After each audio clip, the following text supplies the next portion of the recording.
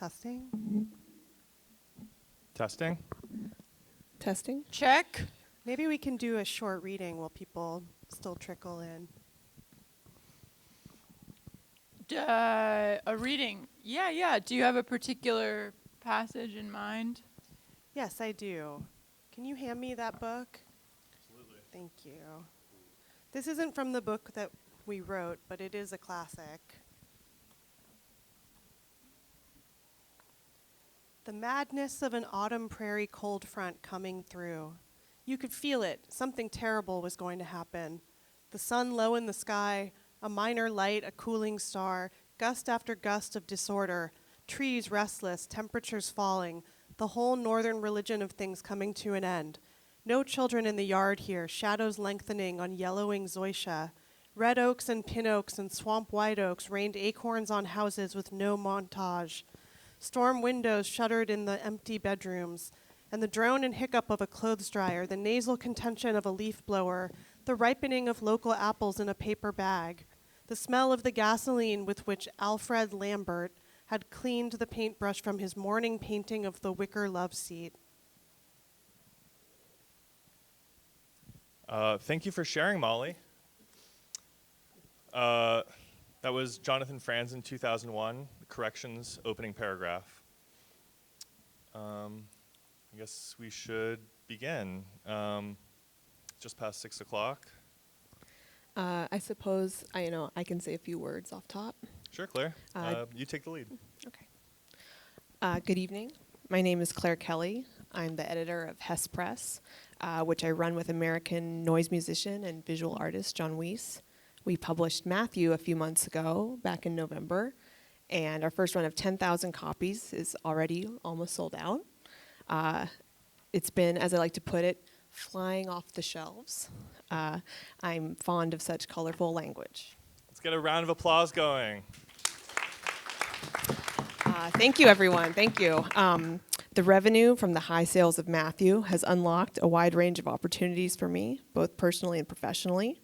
I've been able to hire staff and develop more infrastructure for the press, from dedicated publicists and marketing staff to operations support. I've strengthened strategic partnerships with universities, festivals, and media companies, and partnered with wider distribution networks. I still edit every book myself, though. It's a labor of love, and I like getting my hands dirty. So I no longer have to wear every hat. Burnout is a thing of the past. You should mention the cultural capital you've gained, too. Oh, I almost forgot. Right. The publication of Matthew has increased Hesse Press' standing in the literary and art worlds, and by extension, my standing in those selfsame worlds. I am proud to announce that I am socially thriving in those milieus, and I am never want of plans for the evening. Let's get another round of applause going. That said, as my social circle has expanded, so too has my ambition, and this new life that I first experienced as thrilling and intoxicating is now feeling cramped. My vital and stimulating social life is now the status quo for me. Whatever's going on, I want more of it. I want things to keep going well for me. In short, I want to publish more books like Matthew. That's really great to hear, Claire. Before we begin, I'd like to introduce our panelists. Working together over a 2-year span, the people seated before you comprise the writing team behind the book Matthew. Can you stand when I say your name? First up, we have Molly Lambert. Molly Lambert is an American journalist, podcast, and social activist. She was born in Los Angeles and grew up in the San Fernando Valley. In 2022, she wrote, produced, and hosted Heidi World, The Heidi Fleiss Story, a limited series podcast about the life of Hollywood Madam Heidi Fleiss. In 2025, Molly published Double Acts in Pop, a great book about duos in pop music. The book is a collaboration with Commercial Type and features their entire library of fonts. She is currently working on Jenna World, a podcast about the history of pornography and the San Fernando Valley, and the last quarter century in media, centered on the life of Jenna Jameson. Next, we have Drill, a pseudonymous anonymous Twitter and Blue Sky user, best known for his idiosyncratic style of absurdist humor and non sequiturs. For years, the scarcity of available details about his life fueled speculation about his identity, though a large contingent of his fan base insisted that others respect his choice to maintain his privacy. In 2017, following a doxing incident, a piece from New York suggested the author's identity was Paul Dockney, born in 1987. Dockney confirmed his identity on several occasions thereafter, and in 2023, he participated in his first interview under his own name at The Ringer. He has been praised for his originality and humor.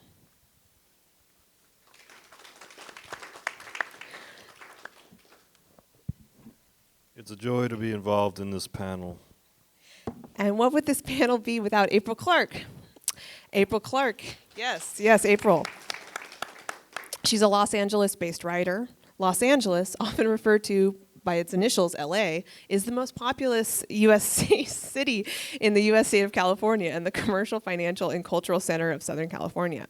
With an estimated 3,820,914 residents within the city limits as of 2023, it is the second most populous in the United States, behind only New York City.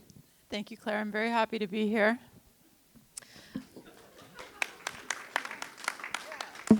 Lastly, we have Matthew Goldin, a left-leaning, yes, Matthew Goldin. He's a left-leaning North American entertainer and prose stylist.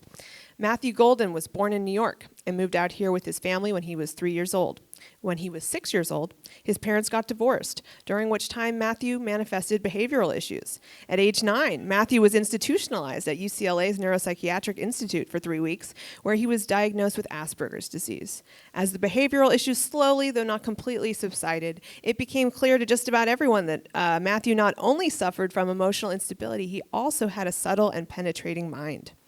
Today, Matthew lives in Los Angeles with his girlfriend Amy, their corgi Max, and 3 parakeets. It's a pleasure to participate in this panel. Thank you. I'd like to officially open the panel up. Matthew, why don't you begin by saying a few words about the book?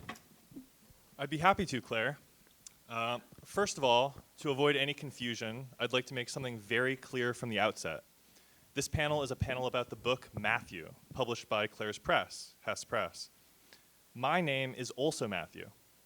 While I do share a name with the book, it's important to recognize that this overlap is pure coincidence. I did have a hand in the writing of the book, which I understand muddies the waters even more. I know there are people out there who assume a book called Matthew, written in the first person, replete with anecdotes about a 205-pound, 6'2", 33-year-old male writer who lives in Los Angeles with his girlfriend Amy, dog Max, and several parakeets, is about me. Anyone thinking this couldn't be more wrong. The book Matthew was a collaborative effort, written by a team of writers. While I attended writers' room meetings, contributed ideas to the committee, and definitely shaped the tone of the book, I want to emphasize that my role was not an outsized one, and that this work of fiction was the product of a veritable team effort. Anyone reading the book, I'm sure, will be delighted by its uniformity of tone and universal themes, qualities that can only be present when great artists come together to produce something that transcends the limits of a particular artist's singular voice. We formed a hive mind, and thus, wary of risk-taking and experimentation, we ended up writing a book that taps into the concerns of that broader collective, American civil society. Ultimately, we chose the title Matthew for its melodious qualities, nothing more. The name Matthew has a really nice ring to it. It has a likability factor. You were the one who suggested we call it Matthew in the first place, if I recall correctly. Well, yes, it was obvious. People like guys named Matthew. We're just drawn to them instinctively. And after getting to know them, they often leave an indelible mark. I just figured the same would be true of a book called Matthew. Another thing we talked about was how by calling it Matthew, we were sort of suggesting that it was a memoir or a work of autofiction, when in truth the stories in the book are pure fabrications. Something subversive about that, I thought, and still do.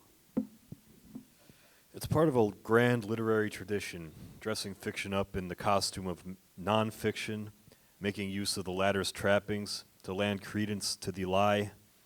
For what is fiction if not the art of the noble lie? The stones in the book make many references to real people, places, and things. The result is that the reader suspends disbelief even further, and that name, Matthew, which just so happens to be the same name as one of the book's authors. What better way to generate confusion? If some people believe Matthew Goldin is the author and that the book is about a real person, all the better. It's like we built a literary Trojan horse. Exactly. And you need a Trojan horse to get people to read fiction because few people really care to read short stories these days. They don't read for entertainment or to kill time. Personally, I read fiction for pleasure and occasionally even to numb myself and shut out the world. But I think most people who read now, if they read at all, opt for nonfiction because most people see reading as an edifying and therefore somewhat obligatory activity, like exercising or like eating your Brussels sprouts. And nonfiction, by empowering us with knowledge of the world, is better suited to that boring purpose. And that's why we decided to hint that these stories were written by one real person, Matthew. Reading is something people tend to get into when they're in recovery after they get sober. It's like meditation. It makes you a better person. And it's good to show people that you're doing it, but it's rarely considered enjoyable. People who read a lot are, by and large, considered very virtuous people, people who put their base animal instincts in abeyance in order to better their minds with adult homework. The real truth is that voracious readers, especially readers of fiction, are more like drug addicts. They live in putrid fantasy worlds, an unhealthy self-reflective haze. They form deep connections with long-dead or non-existent entities. They pleasure themselves with the text like perverts. They're deeply unhappy people, and the bliss they occasionally experience from literature raises the bar for reality, making real, lasting satisfaction in the so-called real world nearly impossible. They should be in jail. Well put, Paul.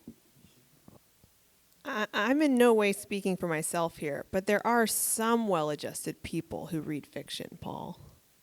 Some, yes, but they're driven by fear. And the only reason that anyone ever picks up a work of contemporary literature is because they don't want to be left out of the conversation. It's a ploy for status, to be noticed as a reader and to be thought of as someone with a socially responsible interest in the cultural zeitgeist. I mean, even going to an event like this, a panel, is similarly dubious.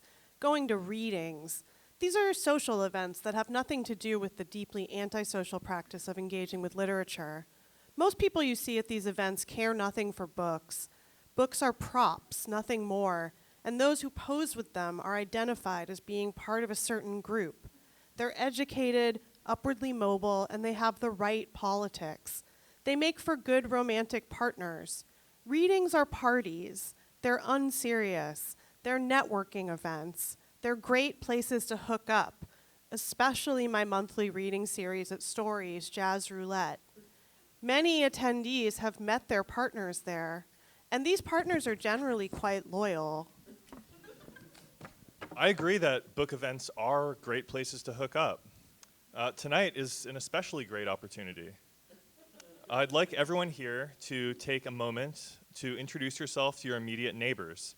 Ask them about the last book they read, or what they're reading now, and find out if your interlocutor is single. If they are married or otherwise taken, try to determine through indirect questions if they're open to committing indiscretions. As indirectly as possible, of course. One great technique that I suggest using to find out if someone is open to cheating is to just ask them if they're satisfied in their current relationship. Ask them how they feel about bourgeoisie morality. Ask them how they literally take this till death do us part business. My suggestion is that you let whoever you're talking to, whether they're married or single, borrow one of the books you have with you. That way you'll have to meet up later to discuss it. No need for any vulgar conversation about sex when the book exchange all but guarantees it. Okay, so we'll give everyone 5 minutes. Approach the person you're most attracted to in the audience, whether they're right next to you or far away. You can discuss your recent reading history, find out if they're single or married, and attempt to arrange some sort of follow-up engagement. If you're not attracted to anyone here, you can come up to this table and take a paper plate and put it over your face. This will let everyone know that you're off the market. Okay, 5 minutes begins now. Okay. I'll set the timer. Okay. Feel free to walk around, Yeah. introduce yourself to people. The You don't paper have to plates are here. You don't have to start with the person you're most attracted to if that feels shy, as long as they're in the top few.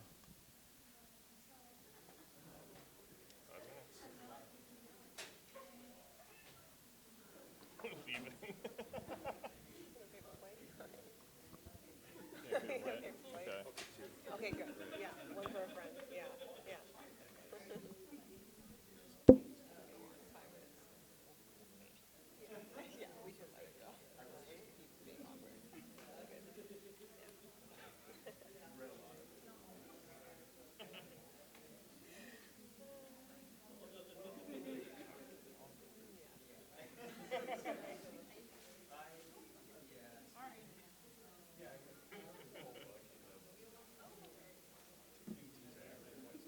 Can I take a picture?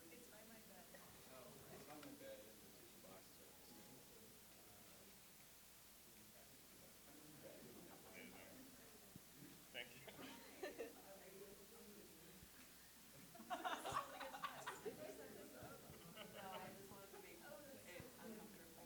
I'm very comfortable. I designed this experiment. Oh, okay.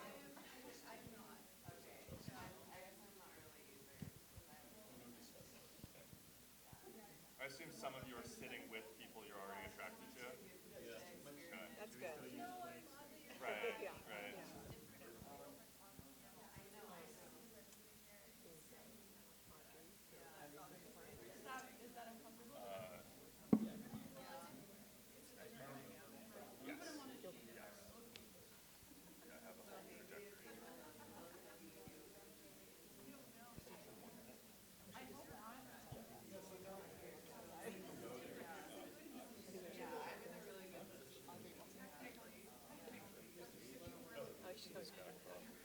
So maybe start.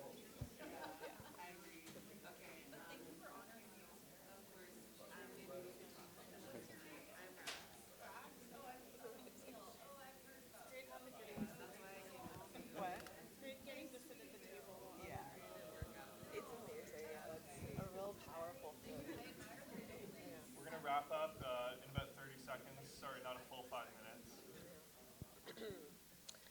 minutes. Okay, time's up. Please wrap up your conversations and return to your seats, please. We'd like to take a moment for people to share the results of this book event experience. Would anyone like to share? Yes, you. You were attracted to him?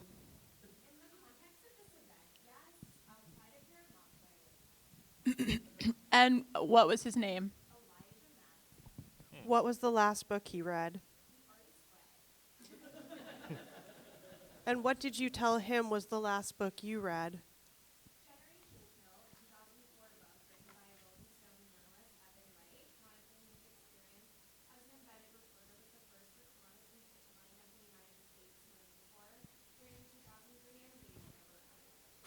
Oh, nice. That was later made into an HBO miniseries, right? And is he single?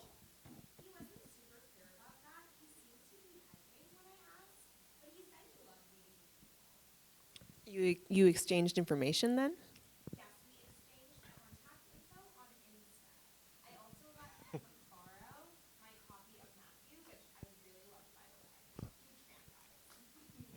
On behalf of all of us, thank you. But wait, what was your name again? You seem really familiar. Oh, shit. Audrey Kaufman, right?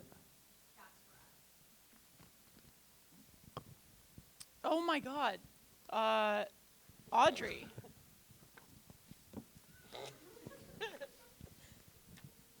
The Audrey Kaufman? Aren't you that one chick who infused the book with its trademark wit? We completely forgot, and I have to take full responsibility. I'm sorry, Audrey. I should have invited you to be part of the panel. Okay, so yeah, we also worked with Audrey Kaufman, who apparently happens to be here with us tonight. Audrey, why don't you come up and join us here on the panel? Maybe say a few words about yourself? Hi, my name is Audrey Kaufman. I worked closely with Claire, Matthew, Molly, April, and Drill for 2 years writing this book.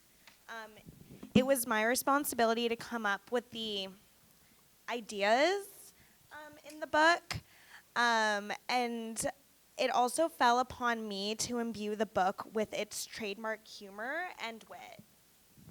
Yes, Audrey's purview was making the book pleasurable. For anyone who's read it and enjoyed it, you mainly have Audrey to thank. That's right. I came up with all the aspects of the book that are lovable.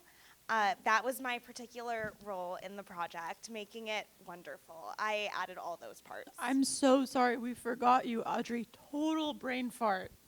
Stupid brain. I knew there was someone else we worked with, but I just get so wrapped up in a flow state when I'm writing, sometimes I forget to remember my loved ones, credit my close collaborators, or to treat people right. It's okay. All that matters is that I'm here now. Did anyone else meet somebody in the audience and want to share? No? Okay. I'd like to get back to the ostensible subject of the panel, the book. Tell us, what was it like writing Matthew together as a team? What was your process like? How did you work together co-writing this masterpiece? Honestly, half the time we weren't even writing. We ended up goofing off together a lot. We really enjoy each other's company. April, Molly, Audrey, and Matthew make me laugh a lot. And outside of the writer's room, I'm also very good friends with April, Molly, and Audrey. So it was really a pleasure working with them, and with Matthew as well. We did goof off a lot, that's for sure. We had a whole third-floor office to ourselves and a hell of a lot of financial backing. And we spent a lot of time there brainstorming and shooting the shit. We played a lot of Scrabble, bananagrams, often while drinking copious amounts of alcohol, or libations, as I often humorously say. And we played many brain games, you know, crossword puzzles to warm up the old noggin. In our office, Wordle was very much a thing. We tried to play seppuku sometimes, but math is not exactly our forte. We're wordsmiths, really. We're scribes, bards even. We're good with language, but bad at seppuku. We don't have what it takes. Honestly, I do think I could commit seppuku if I tried. It's just that there's so much else in life that still interests me. What did you just say to me?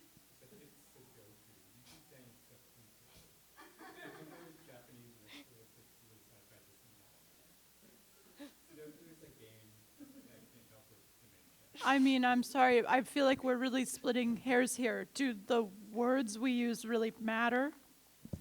Anyway, we were answering a question about our writing process, right? Yeah. Sorry. Basically, we spent 2 years together writing this book. We'd meet at the office 5 days a week, Monday through Friday, from 8 a.m. to 5 p.m.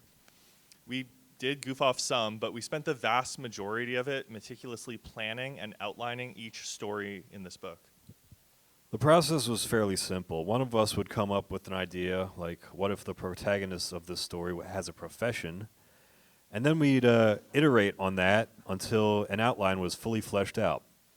Afterwards, we sat around a computer screen and took turns suggesting a word until complete sentences were formed.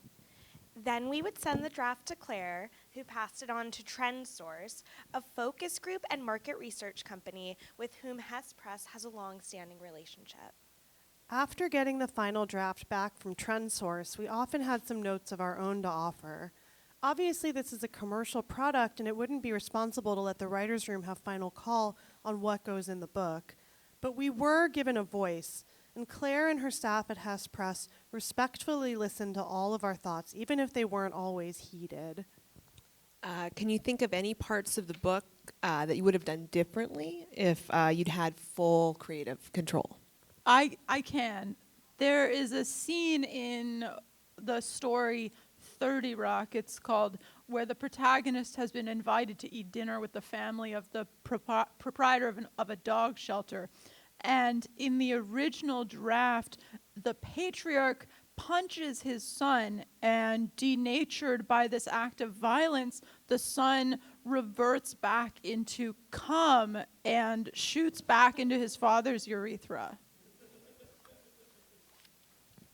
It's magical realism. I'm not sure why it was taken out.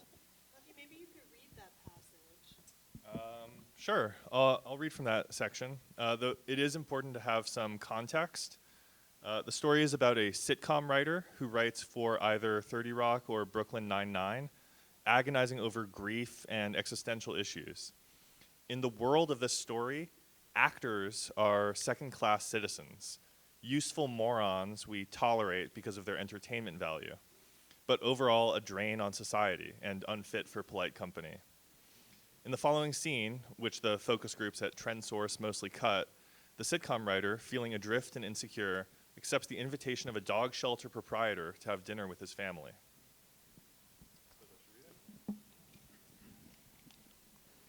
When I arrived, I saluted the house's Amazon Ring camera with a humorous flourish. Home security systems reminded me of sex toys. Both were the works of technology on some fundamental level, and both of them did a man's job. I felt sick as the Ring camera's lens extended to focus on me. I ignored it, feeling suddenly bereft and impotent in the certainty that the Ring would not deem me a threat. "I'm armed," I said jokingly to a neighbor hosing off his little garden. A part of the world audience, the man's curious smile turned into a grin as he digested the humor of what I had said. The ring light turned green, and the door rotated in some convoluted sci-fi manner to let me in. Greeting me at the door, Tom's wife, wheelchair-bound, offered me her cheek, to which I bent down and kissed dryly. "You must be Matthew," she said, in a welcoming yet vaguely peremptory way, as if in an act of flightiness I might decide to be someone else for the remainder of the evening. She introduced me to her children, 2 iPhone-bound boys whose faces the censors had blurred. "They're interchangeable," said Tom's wife. "We all are," said Tom, appearing in the room to hand me a beer. "But that doesn't mean we shouldn't introduce ourselves." His wife turned pale. She always forgot shit like this, ever since she was a kid. "I'm Eustace," she said. "Understood," I replied. I watched Tom watch me take a sip of the beer he'd handed me. Satisfied, he suggested we all have a seat on the back patio while his wife finished seasoning the dinner. "I want to add the salt." "No, me!" I heard the kids screaming and fighting. Tom and I took our seats in front of the backyard's abyss. He turned to me and discussed pussy for a moment, followed by current events. "How's your dog treating you?" he asked without relish. "Truly a master's pet," I said blandly. Quite so. He was drifting off. "And your family?" I asked. "Tell me, in all honesty, what is it like having a family?" "And living in the burbs," he said, laughing, and then coughing to a concerning degree. "Best decision I ever made." I looked down into the abyss, the walls of which gloomy and self-serious scribes had covered with their tedious graffiti. "Have you thought about getting that thing fenced off?" I asked. Tom laughed. "The try-hard scribes and bards keep the actors in line," he said, despite their boring byproducts. "Without the abyss or something approximating depth, they'd flee to a suburb with greater pretense. These grad school pedants are an important part of the ecosystem here, believe it or not." "I never realized," I said. "I thought their main function was being a reserve army of cognitive labor and unwittingly disempowering working creatives." "Well, that too," said Tom. "They decrease your leverage at work, but they keep our neighborhoods predator-free." "Not all actors are predators," said one of Tom's kids, wokely, from the other side of his iPad, his face tactfully covered by Steve Jobs' legacy in much the same way as Adam and Eve's nether regions were once protected by fig leaves. Tom groaned. With perked ears, his other kid came out. "I'm thinking of becoming an actor," he said defiantly, waiting to be hit. His father dutifully socked him in the jaw, shattering everything holding his son together, everything that gave him structure, and reverting him to primordial goo, to cum, the majority of which was instantly sucked back into Tom's urethra. And for a moment, as his old orgasm played itself backward, a Paula's dead agony became legible on the rictus of his face. "I miss my brother," said the remaining, structured cum, "but can I have his toys?" Eustace wheeled herself out. She blinked to indicate that dinner was ready. Her paralysis had begun to spread. Tom, his structured son, and I followed Eustace in. I noticed that Tom was pressing and unpressing the wet wad of his other son between his thumb and his index, enjoying the squelch and stretch of him as he dried. Playing with me, thought the wad, is like playing with glue. He knew, ultimately, that he was his father's favorite. We sat down at our places at the table. Eustace, of course, was already sitting. "I have a fairly solid read on the cultural thermometer," I said, "so there won't be any gratuitous wheelchair jokes from me today." Eustace smiled. "My husband is similar. He understands where the culture's at, so he rarely makes fun of my condition." Tom smiled. "We all have our own conditions. Why punch down?" Tom's structured son smiled. "What condition do you have, Dad?" Tom grinned. "Benign prostatic hyperplasia. You'll understand when you're older." The structured son raised an eyebrow. "Sounds like philosophy major mumbo jumbo," he said. "I don't fetishize illness." "You did when you were a baby," his mother said. "You had croup." "What is croup?" "Basically," said Eustace, "you had a distinctive barking cough. As we pushed you down the street in your stroller, you made a harsh sound, known technically as a stridor, each time you breathed in. You also found it very difficult to breathe in general." "Almost didn't make it, huh?" said the child, age 12. "Almost not," said Tom, serving himself another helping of boiled groceries. We sat there in silence for a moment, before quickly addressing a series of disparate topics. The family was eating very messily. They were getting food all over the place. There were no family dogs to gobble it up from below, so something else, unclear, took care of the droppings instead. That was my idea, to talk about the dogs gobbling. That was my bit. I've always fancied dogs as pets, so I figured why not include a few dogs in a work of extended prose fiction. You know, that's sort of what you're known for, right, April? Yes, I'm actually known for including pet dogs in my writing, multimedia, and stage performances. They're interesting. To some, not to everyone. Oh, I didn't realize there was such a disagreement among you. You seem like one mind shared by four bodies half the time. Well, just that in my opinion, it's hard to convey a dog with the written word. You know, some subjects, they're just kind of lost in translation when you try to put them to words. Yeah, that's why I advocated for that section of the book between pages 10 and 14 to be stuffed with matted bunches of real dog fur. It would have saved us the trouble of writing about dogs, and we would have gotten the message across quite succinctly. I just don't think that sort of thing is ethical.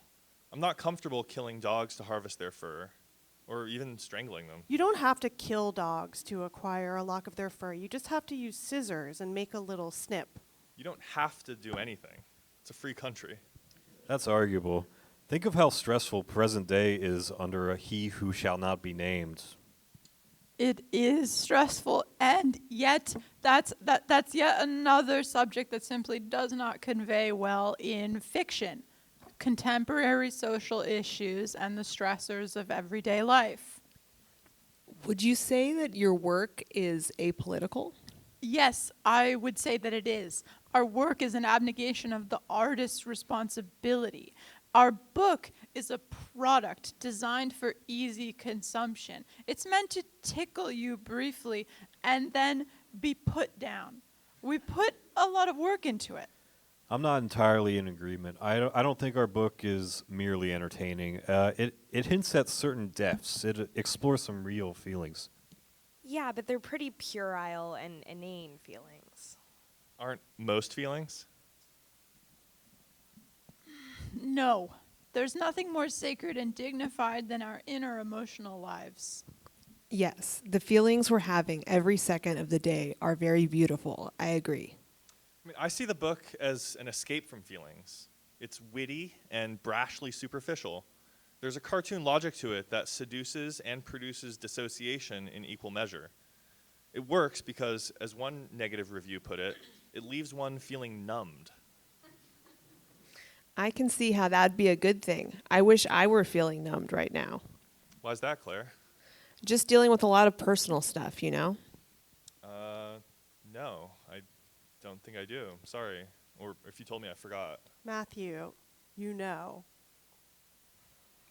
Okay. Yeah, sorry. I guess it, shit. It slipped my mind. I'm sorry. The script has me asking about your influences now, but I'm going to go off script for a second because of the confusion, just to lend some clarity. Not sure why Matthew referenced it so obliquely in the script for this panel or why he pretended to forget. He was literally the first person I called when the tragedy struck.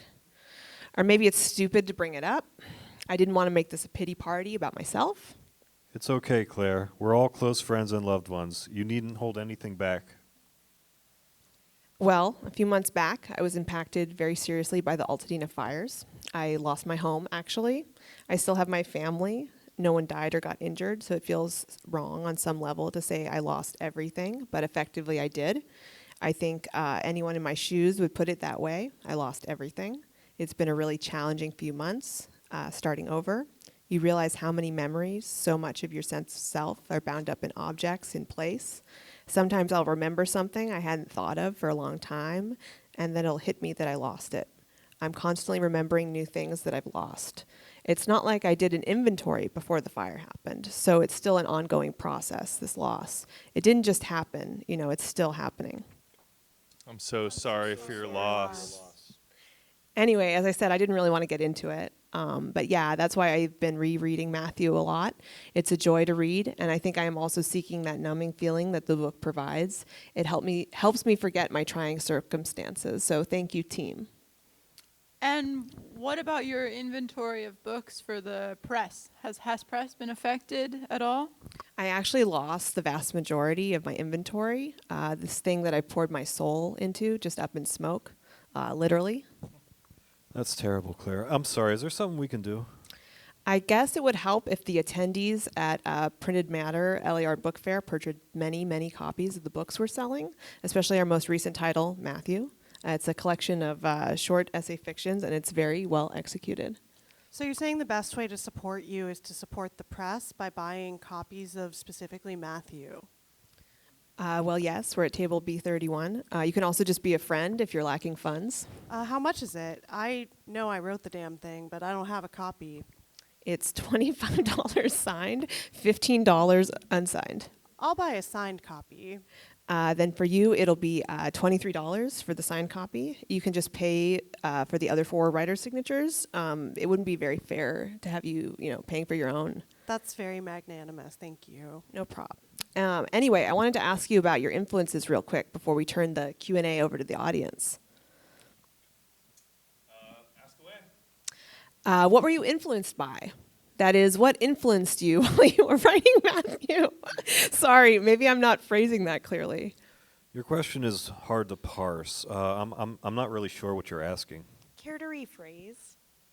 Do you mean like what sorts of books and movies we like, or games and hobbies that we enjoy? Well, I guess if it pertains to the book. I like poker. Poker. It's a game of chance and a game of skill. All of my work, from the experimental poetry I disseminate as drill to the work I did on Adult Swim's Truth Point, and of course my contributions to Matthew, would not have been possible had it not been for one book. Jonathan Franzen's The Corrections.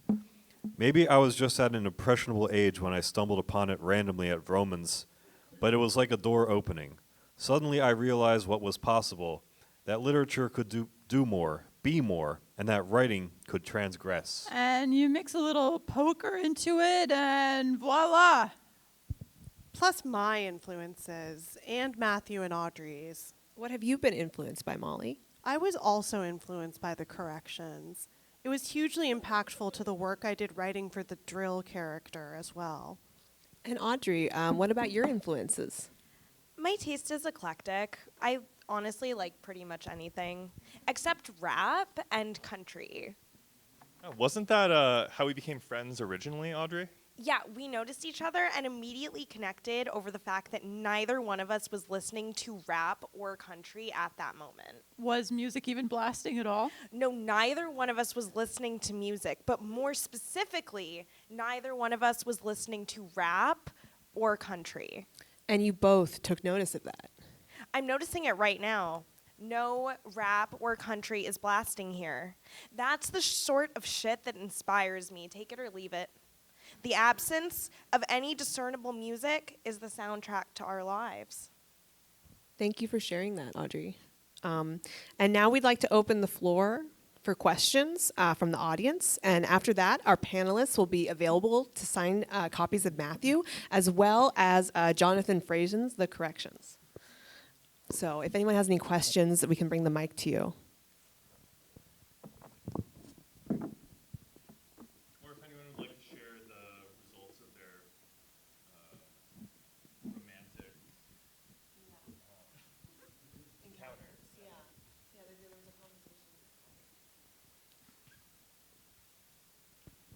I'm open to cheating.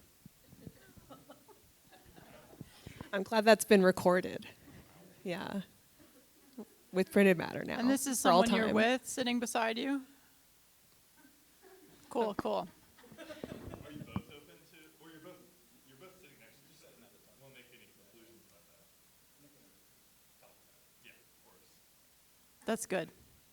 Does anyone have any questions about anyone in the room?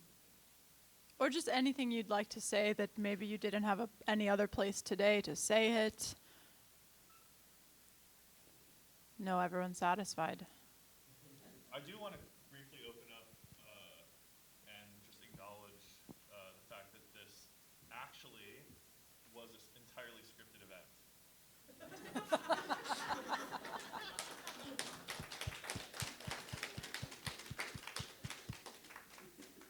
And these are also available for purchase with a signature as well for a smaller fee. And I'll say, if I may, if anyone has any questions about, our experience as actors on this project too, I'm happy to speak about that. Not to give anyone too big of a look behind the scenes of Matthew's project here, but I am happy to speak about it. We're all happy to speak to you. And I have yeah. something to say. I've never read The Corrections because it's about a family called the Lambert family. Is that personal for you? Yeah, I would find it too distracting throughout the entire book. How come? Because every time it said Lambert, I would think it was about me.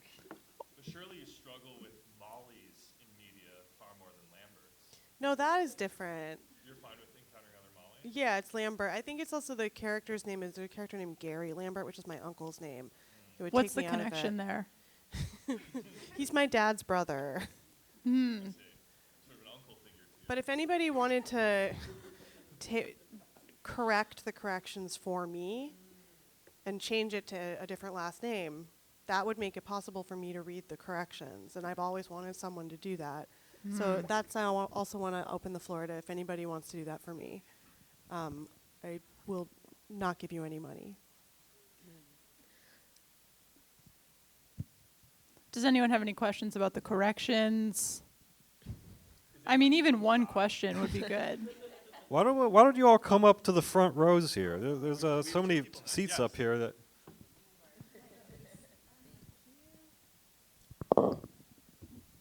This was a unique experience for me, so I'm curious about what made you want to do like a scripted, just process for this talk. April, do you have Well, I didn't want to do it. I was more duty bound to do this. Yeah, I wanted to do a scripted thing because, this is Matthew's project, and I felt much more comfortable speaking about the project if I was on a script. So that's why, as an actor, I prefer to work from a script than, to kind of freestyle. There's no word for that. But you know what I mean. This is fully scripted, and you're an audience plant, right? I mean, what is there that's not fully scripted in this world? That's a serious question, you know? Aren't we all following, the scripts that have been, taught to us every day? After this, what are you guys gonna do? Go home, you're gonna make dinner, and you're gonna beat your kids, and you do that every night. And that's just, we all follow those scripts. So, There's no room for improv when you're doing that. yeah, Style. yeah.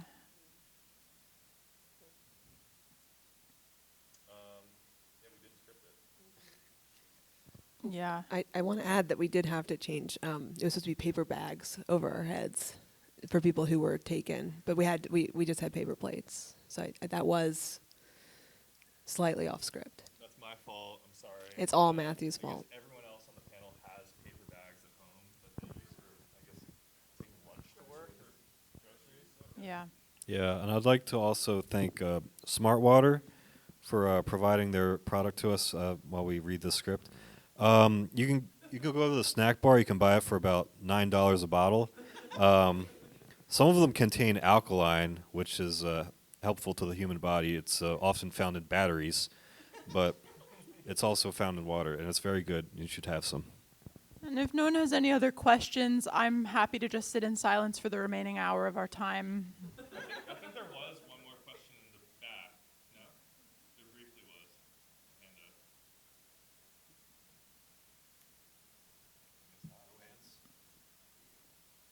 Thank you all so much for joining us today for this great day of printed matter.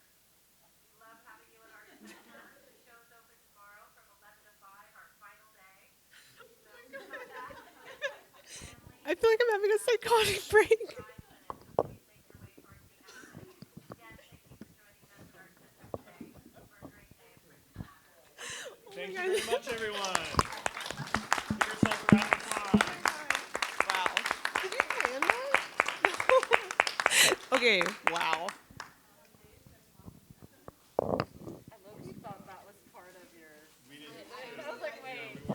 I just felt like I was having a psychotic break right there. Yeah, that was amazing. Okay. I hope everybody goes home and has a nice night. Thanks for coming. I hope you all had a wonderful time.